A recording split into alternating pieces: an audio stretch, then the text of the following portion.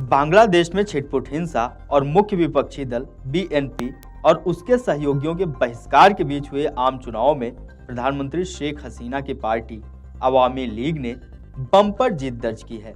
अवामी league ने बांग्लादेश संसद के लिए 300 सीटों पर हुए आम चुनाव में आधी से ज्यादा सीटों पर जीत दर्ज की है।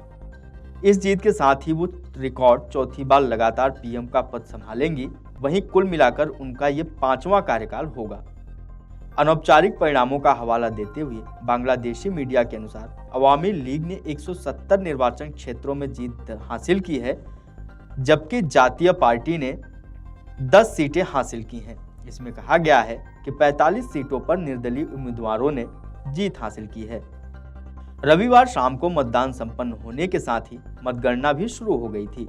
मुख्य चुनाव आयुक्त काजी हबीबुल अवाल ने बताया था कि मतदान करीब 40% रहा। मतदान समाप्त होने से 1 घंटे पहले आयोग ने कहा था कि दोपहर 3 बजे तक 27.15% मतदान हुआ।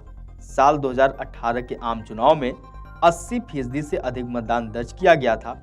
चुनाव आयोग के एक प्रवक्ता ने कहा कि मतदान शाम 4 बजे समाप्त हो गया और मतगणना शुरू हो गई है। उन्होंने कहा कि हिंसा की छिटपुट घटनाओं के अलावा 300 निर्वाचन क्षेत्रों में 299 में मतदान काफी हद तक शांतिपूर्ण रहा। आयोग ने एक उम्मीदवार की मौत के कारण एक सीट पर मतदान स्थगित कर दिया।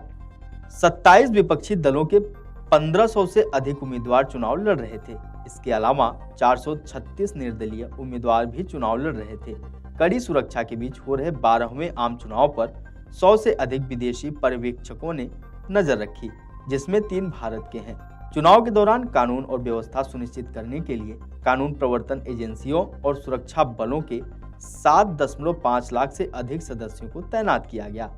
प्रधानमंत्री शेख हसीना ने मतदान शुरू होने के तुरंत बाद ढाका सिटी कॉलेज में मतदान केंद्र पर अपना वोट डाला। उनकी बेटी साइमा वाजिद भी उनके साथ रही थी।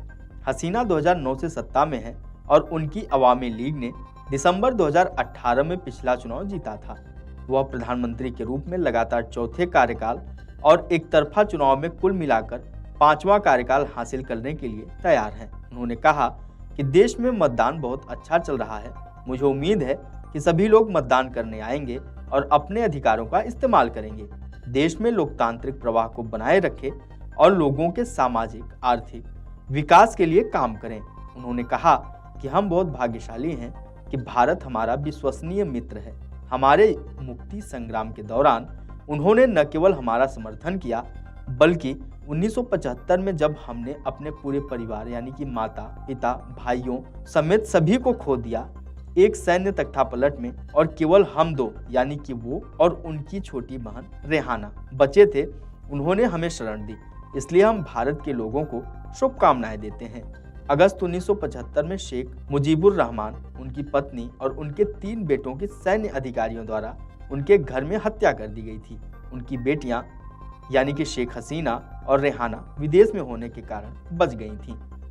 प्रधानमंत्री और अवामी लीग की प्रमुख शेख हसीना आम चुनाव में गोपालगंज 3 निर्वाचन क्षेत्र से रविवार को संसद के लिए फिर से निर्वाचित हुई।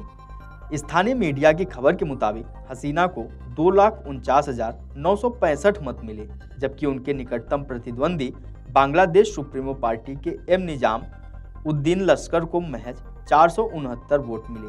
गोपालगंज के उपायुक्त और निर्वाचन अधिकारी काजी महबूबुल आलम ने परिणाम की घोषणा की। शेख हसीना 1986 के बाद से 8वीं बार गोपालगंज 3 से जीत दर्ज की है। Video desk Amar Ujala dot com. अगर आप ये वीडियो YouTube पर देख रहे हैं तो हमारे चैनल को सब्सक्राइब करें और बेल आइकन को दबाना ना भूलें। अगर आप Facebook पर ये वीडियो देख रहे हैं तो हमारे पेज को लाइक करें।